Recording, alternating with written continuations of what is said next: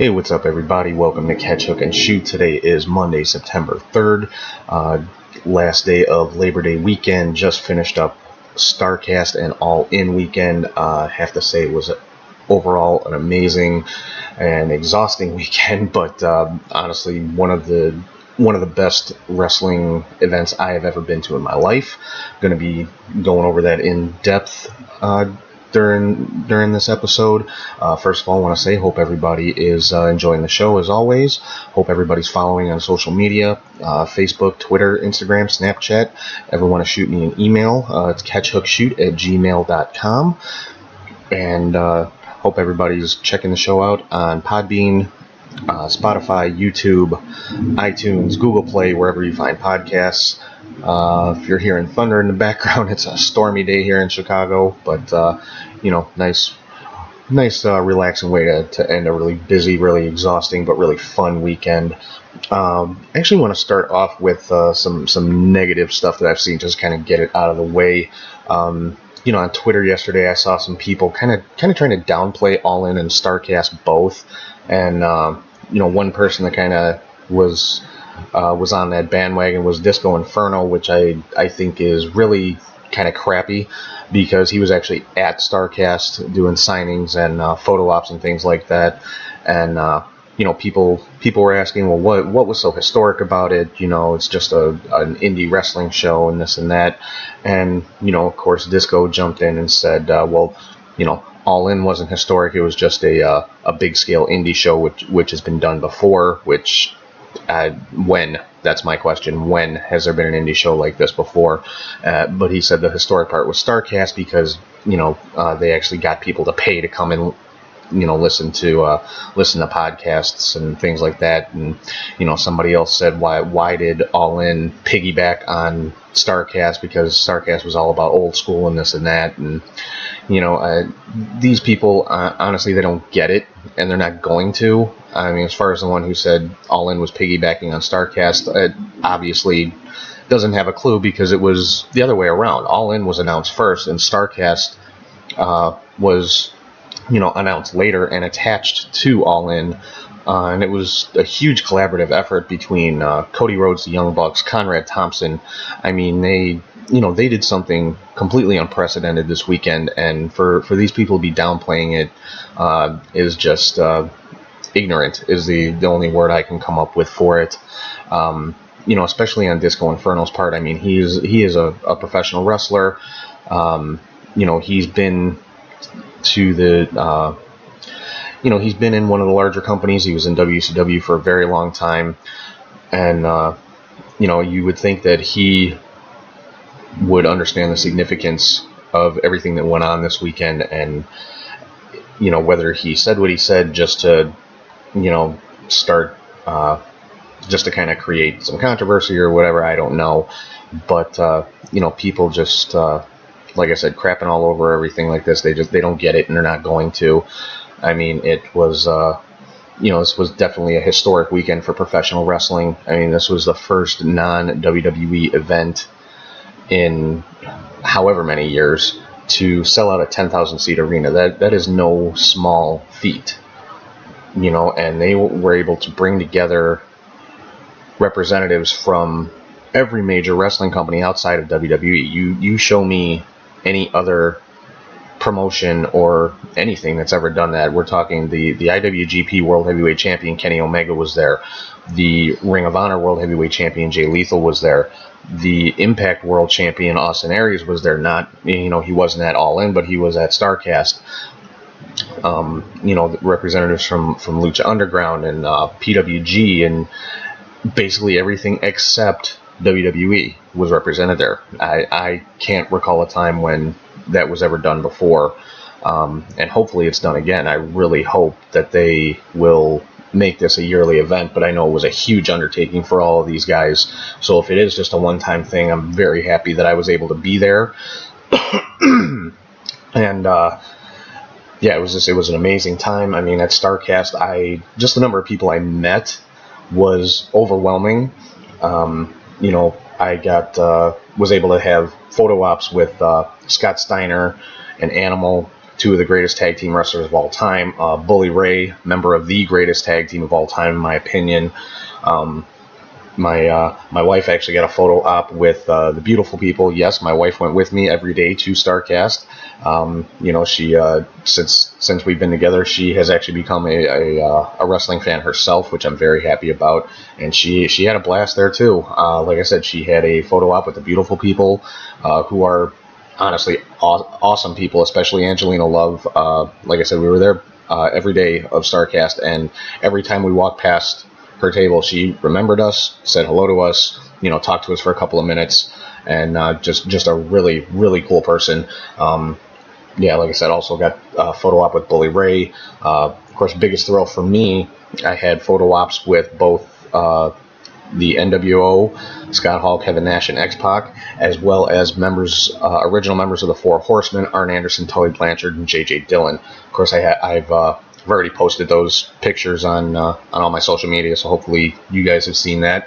Ones I didn't get photo ops with, but still got to meet, shake their hand, chit-chat for a minute or two. Jerry Lynn, Sergeant Slaughter, Don West, Tony Schiavone, and Bruce Pritchard. Jeff Jarrett and Karen Jarrett, Diamond Dallas Page, Jay Lethal, Victoria, also known as Tara in TNA, Rosa Mendez, Noelle Foley. Excuse me. But I've got to say, the coolest encounter that we had this weekend was really unexpected, and it was with Lanny Poffo, Macho Man Randy Savage's brother.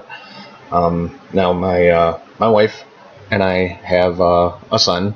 He's my stepson, my wife's son, and he is named after Randy Savage. My wife's always been a huge Macho Man fan, and actually named her son Randy after the Macho Man. And so she wanted to just say hello to Lanny Poffo and, let him know what a big fan she's always been of his brother, and that she named her son after him. So we went up to his table, spoke to him for a minute. Very, very nice guy, very gracious with his time. And while she was talking about Macho Man, she became a little bit emotional, got a little misty, and Lanny he recognized that actually before I did, that she was getting upset. He was actually nice enough, got up from behind his table, gave my wife a big hug, spoke to her for a few minutes about Randy Savage, and did something that I could not believe. I mean, my jaw hit the floor when he did this. He was wearing Randy Savage's Hall of Fame ring. He took the ring off of his finger, put it on my wife's finger, and took a picture with her wearing the ring. And I posted that one on social media as well. That had to be the coolest moment that I've ever been witness to in anything having to do with pro wrestling, and it was just really overwhelming and just a great experience. And I know it just made the whole weekend for my wife, and it was just an awesome experience. So I have to say, Lanny Poffo, probably the nicest, kindest, most generous guy I've had the pleasure of meeting in the wrestling business. And that's not a knock on anybody else. It's just he went above and beyond for a fan of his brother, and that was just really the coolest thing I've ever been witness to. So have to give a huge thank you to Lanny Poffo for doing that, and for giving my wife that experience. And I'm just happy I was there to see it, because it really was something just awesome to watch.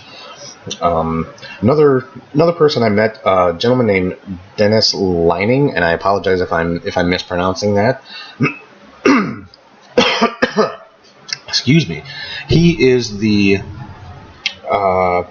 president of Double Turn Games Incorporated. Now, I met him at his booth at Starrcast. They were selling a card game called Smack Talk Showdown, and I actually picked up a copy of the game.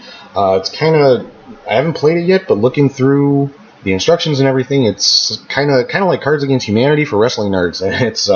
It sounds like a lot of fun. Basically, it's for 3 or more players, and the idea is 2 players are wrestlers, and the 3rd player is a producer, and the 2 wrestlers basically cut promos on each other.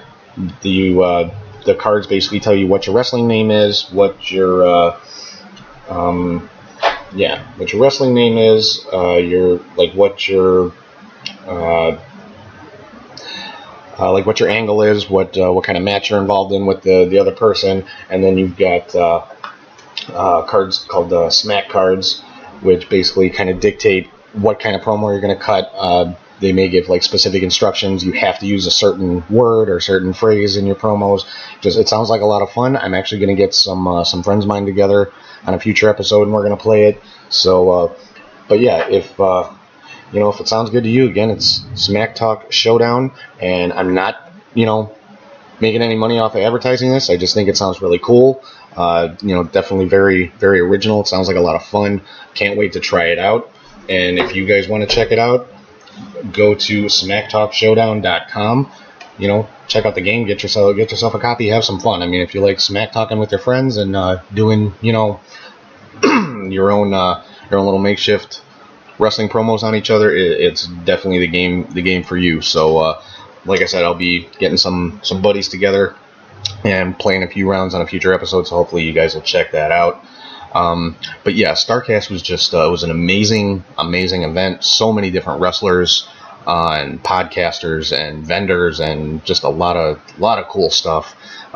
Even just to go and just walk around and be among that many wrestling fans and all the old school wrestlers, the current wrestlers. It was just a really awesome experience. I mean, I have to be honest. I was excited to the point almost to the point of panic when while I was there, especially the first day, just because it was so overwhelming, but in a good way.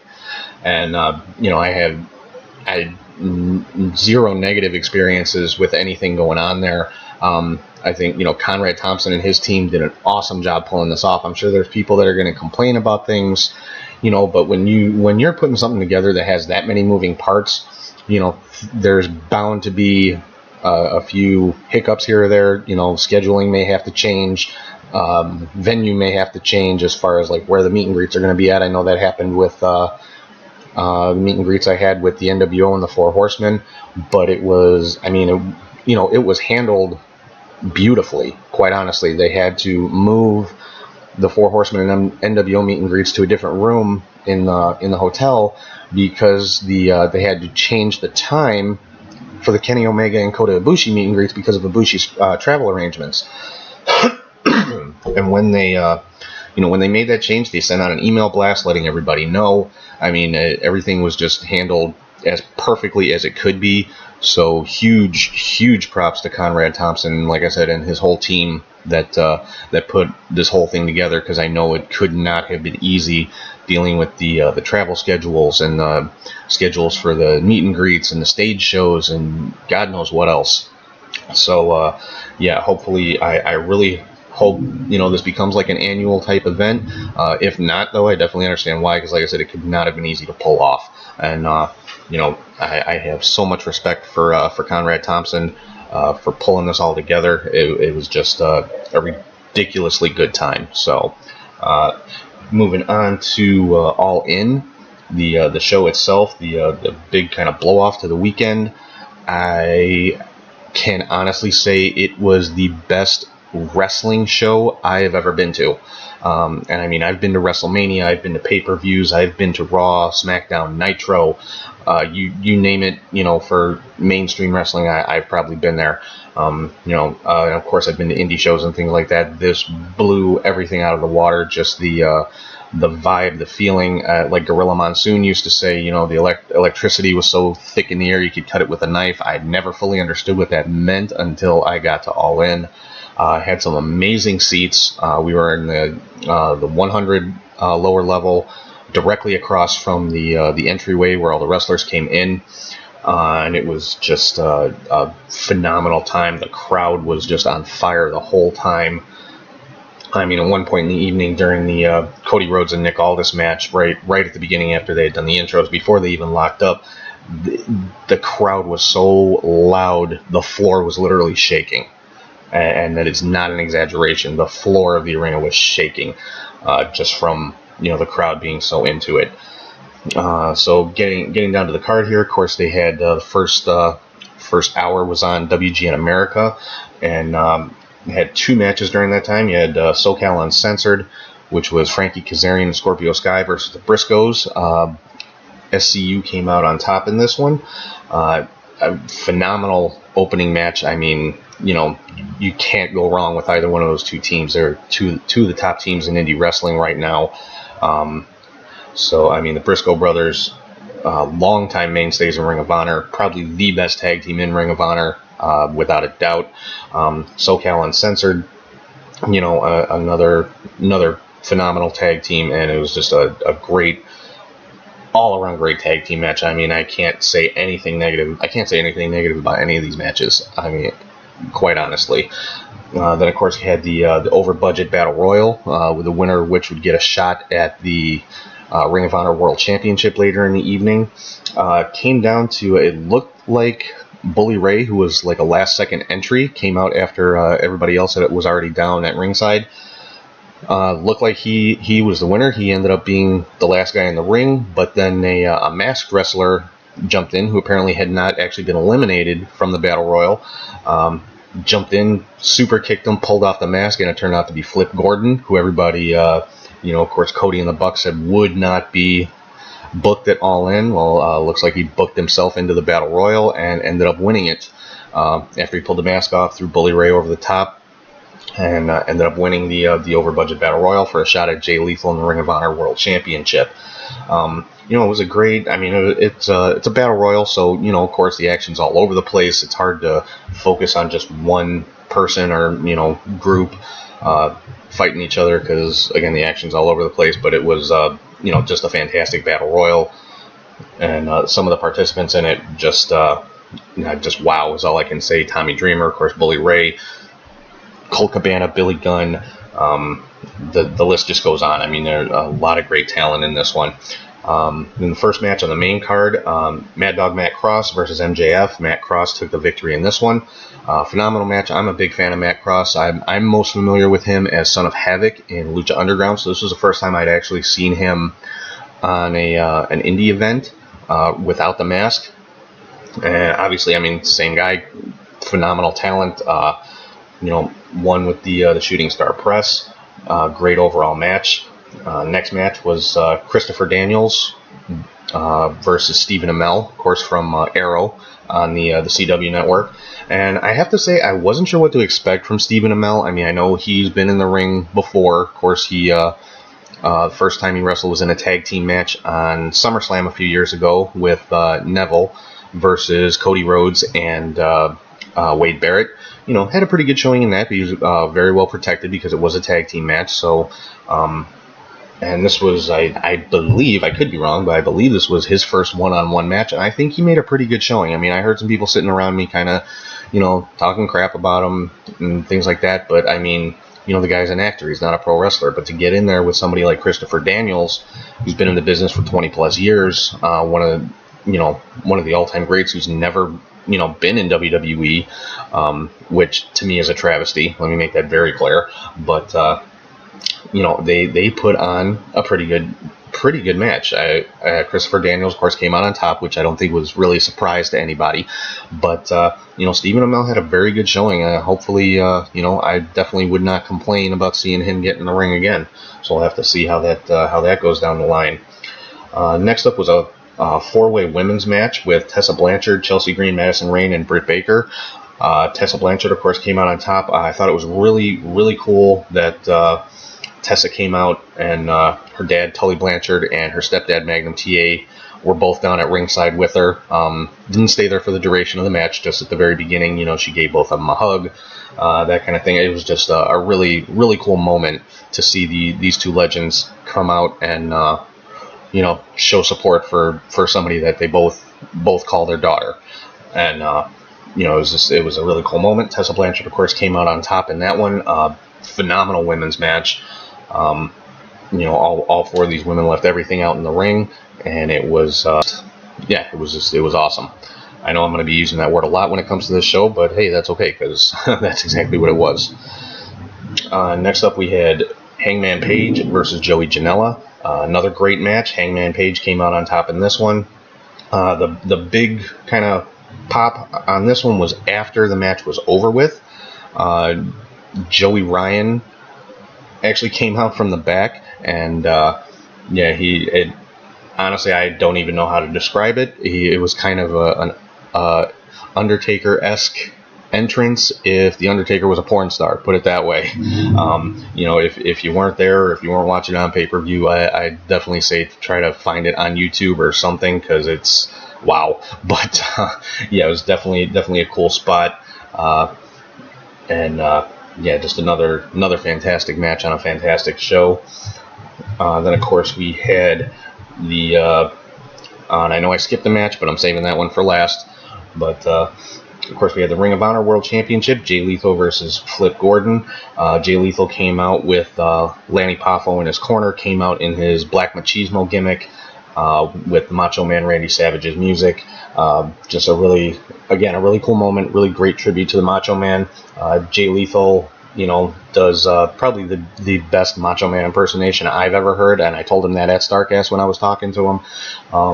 But also his mannerisms in the ring and things like that. And of course, Flip Gordon came out with Brandy Rhodes in his corner. Great match here again. Jay Lethal did come out on top and retain the Ring of Honor Championship. After the match, Bully Ray did a run-in, attacked both guys.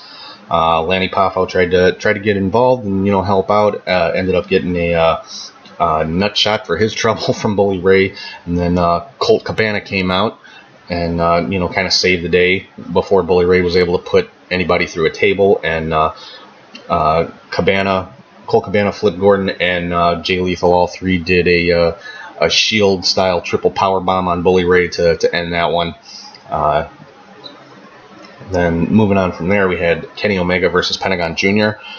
This was a fantastic match, one of the best matches of the night, and on this particular card, that is saying a lot. Great back and forth. Both guys hit all their big moves. Of course, Kenny Omega did come out on top. The IWGP title was not on the line in this one, obviously.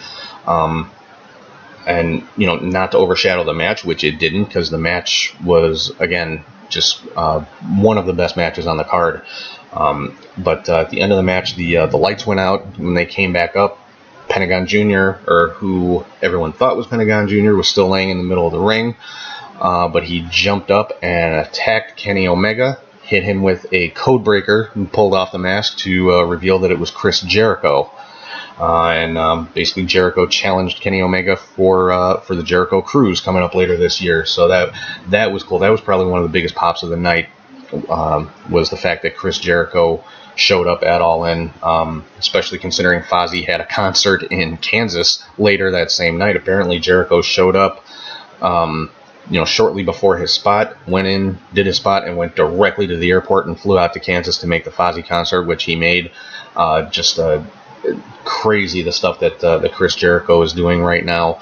To me, he is the top guy in the world, just because of, you never know when he's going to show up. He will show up out of nowhere. He'll kayfabe everybody and make them think he's not going to be somewhere, and then he'll pop up. And so Jericho right now, to me, is the hottest wrestler probably in the world.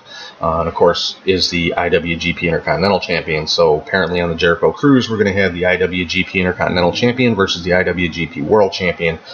Should be a ridiculous match between these two. I know the first one was. I'm sure this one will be, nothing less. And I'm hopefully I'm not going to be on the Jericho Cruise, but hopefully there'll be a way to watch that one. Whether I doubt it'll be live, but hopefully after the fact it'll be posted somewhere, the video from it.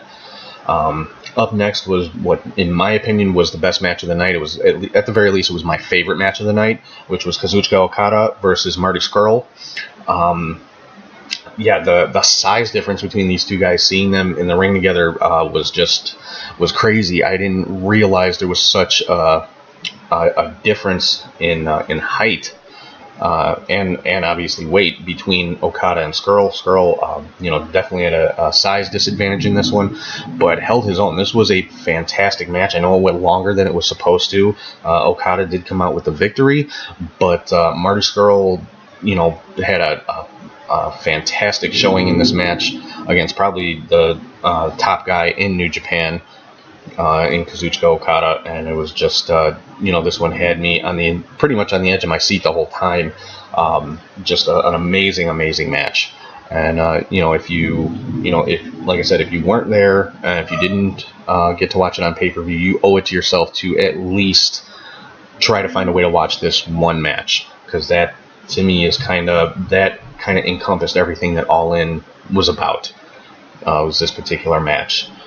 Marty Scurll, of course, the junior heavyweight, Kazuchika Okada, perennial heavyweight champion for New Japan. So it just, I cannot say enough about this match. Like I said, I know it ran a bit over the time that it was supposed to, but it was worth every second of it. I did hear a couple of people complaining that it was too long and things like that. I think it was might have been as close to a perfect match as I have ever seen in person. And I just can't say enough good things about it. Of course, the main event of the evening was the Golden Elite, the Young Bucks, and the Young Bucks and Kota Ibushi versus Rey Mysterio, Rey Fenix, and Bandito. I had actually never seen Bandito wrestle before this. He is just a sick wrestler. He is fantastic. He actually reminds me of a Japanese wrestler I'm sure some of you guys have heard of, called Hayabusa, who unfortunately passed away a few years ago. But Bandito actually reminds me a lot of him. And this match, I mean, if you like high-flying wrestling, then I'll say it again, you owe it to yourself to find this match and watch it. Just an amazing way to cap off the evening. This one, they actually had to cut the time down. From what I read, it was originally supposed to be 28 minutes. They had to cut it down to 12. And when the match finished, apparently they got in just 3 seconds under the wire, because literally right after the match ended, the final graphic showed up on the screen, the produced by or whatever it was. So they, but they did get it within their time frame. They didn't get cut off early by the pay-per-view providers, which is good, because had that happened, I think it would have. It wouldn't have made the whole thing a failure, obviously, but it would have been. It just would have been ammo for all the negativity, and for people to say, oh, they failed and things like that. And so I'm really glad they were able to get everything in and finish within their time. Now, the one match I haven't talked about yet, it was not the main event, which kind of surprised me. I figured this would be the main event of the evening, but it was actually pretty much right in the middle of the card. The NWA World Heavyweight Championship, Cody Rhodes challenging Nick Aldis. Just this one, just the vibe and the feeling on this one was, again, it was tangible. I'll say it again, the electricity in the air. I think this is the match that everybody came out to see. Just the legacy of Dusty Rhodes, I think, is something that most wrestling fans hold very dear, and to see one of his sons going for the title that Dusty held 3 times, the NWA World Heavyweight Championship, is a huge deal. Just the fact that the NWA title means something again, I think it makes a lot of wrestling fans like myself very happy, especially ones like me who were big fans of the NWA growing up. So just the fact that I got to see an NWA title match, something I'd really never been able to see live before, it just was a very, very special moment. Of course, Cody came out. Each guy came out with their own sort of entourage, I guess you could say. Cody had DDP, Tommy Dreamer, of course, both of them, proteges of Dusty Rhodes, very close with the Rhodes family. If you've listened to Busted Open Radio or Tony Schiavone's podcast or anything that DDP's been on the last week or so, he's told the story of how close he and Cody have always been since Cody was very young. So seeing him come out to the ring with Cody was really cool. Glacier was also part of the entourage. I wasn't aware that Glacier was tight with the Rhodes family, but of course I'm not in the wrestling business, so it's not something I'd be privy to. I guess it's just not not common knowledge. I would assume, because like I said, that kind of surprised me. Cody also had his dog Pharaoh walk to the ring with him, which was really cool. And of course, Brandy in his corner. Nick Aldis came out, had Jeff Jarrett in his corner, or walking into the ring. Sean Davari was with them, as well as Tim Storm, the man that he beat for the NWA title. So they each had their entourage come to the ring with them. It kind of gave it that big fight feel, because you see a lot of boxers and MMA guys come out with their entourage, their group of guys, their trainers, whatever it might be. So it just kind of gave it that kind of feel, which was really cool. All of the guys went to the back. Nobody stayed in the corners of either man except for Brandy Rhodes. And at one point during the match, Sean Davari did come back out and kind of get involved with that. DDP came out as well. We got to see a diamond cutter on Sean Davari in the middle of the ring, which was awesome. There was a huge pop from the crowd for that one. And but once that was over and done with, of course, Cody Rhodes came out on top. He is the new NWA World Heavyweight Champion. I really don't have the words to say. I just don't have the words for it. I mean, it was just a really, really cool moment. And for anybody to question whether or not this event was historic, just the fact that you have a Rhodes winning the NWA World Championship for the first time in how many years? Cody holding the same title that his father held 3 times. That in and of itself is historic. So I believe they're the first father and son to hold the NWA World Heavyweight Championship. I could be wrong, but I believe that's the case. And so that in and of itself is history. And it was awesome to be a part of it. It was awesome to be there to see it in person. And just this whole weekend, like I said, has been exhausting.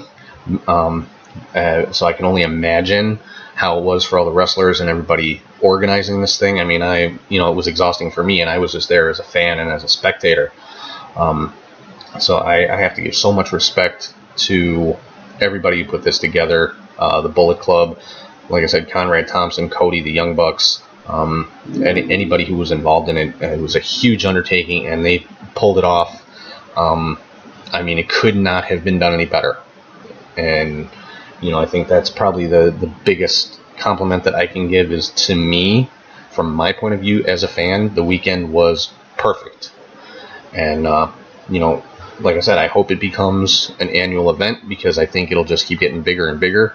And eventually, WWE may have to stand up and kind of recognize what's going on and say, hey, we'd like to be a part of this. I'm not counting on that, but to have one event where the entire wrestling world can be involved, regardless of promotions or affiliations or anything like that, I think that would be a wrestling fan's dream come true. And that's what this weekend was all about. It was all about the fans. And like I said, to me, it was absolutely perfect. Could not have been done any better. And my hats off to all of these guys. Like I said, I mean, it was an exhausting weekend for me, and I live in Chicago, so I was able to go home every night after the thing. I feel for the people who traveled. Apparently, there was like 70 to 80% of the people who attended were from out of town. So I hope everybody made it home safe and had a good night's sleep in their own bed. And I really, really, really hope in the coming weeks and coming months we hear something about All In 2 and Starrcast 2 and things like that. Because I think if it was an annual event, it, like I said, it will keep getting bigger and bigger and bigger. So definitely keep an eye out for that. And that's pretty much what I've got for this week. I'm not going to really get into any WWE stuff, because it just, let's be honest, it pales in comparison to what went on this weekend. Anybody that says any different, I'm sorry that you don't get it and that you never will. But if you're a true hardcore wrestling fan, then this weekend was heaven, and that's exactly what it was for me. And for everybody else there, besides the wrestlers and personalities that I got the opportunity to meet, the fans that were there were awesome. I mean, everybody I talked to was just happy to be there and happy to be having this experience. I don't think I saw one person there who was not smiling the entire time. didn't hear anything about any kind of drama or confrontations or anything like that. It was just a great gathering of good people who love professional wrestling. And, what more can you ask for? And again, it was, to me, and I think to a lot of wrestling fans out there, this was probably the most perfect weekend you could ever have had. So if you were at Starrcast, at All In, or even if you were watching it on pay-per-view, I think you know what I'm talking about. And if you weren't there and you didn't get to experience it, then I'm sorry, and hopefully they'll do it again so that you'll have the chance, because it's very hard to put into words if you weren't there to experience the feeling and the vibe that was going on. And so yeah, I'm gonna sign off for right now. Hope everybody had a good long weekend. I know I certainly did. Not looking forward to going back to the real world tomorrow, but hey, it is what it is. Got to pay the bills, right? So hope everybody has a good week. I will be back on schedule next Sunday with getting the next episode posted with all the normal updates and everything like that. And yeah, don't exactly have a topic for next week's show, but I'll come up with something. So again, hope everybody's enjoying listening on Spotify, Podbean, YouTube, iTunes, Google Play, everywhere you get your podcasts, and hope everyone is following us on social media, Facebook, Twitter, Instagram, Snapchat, and all that kind of fun stuff. And if you ever want to shoot me an email, it's catchhookshoot@gmail.com. Feel free to leave any questions, comments, or anything like that on any of my social media pages. And yeah, hope everyone has a good week. Hope everyone had a good long weekend, and I will talk to you guys soon.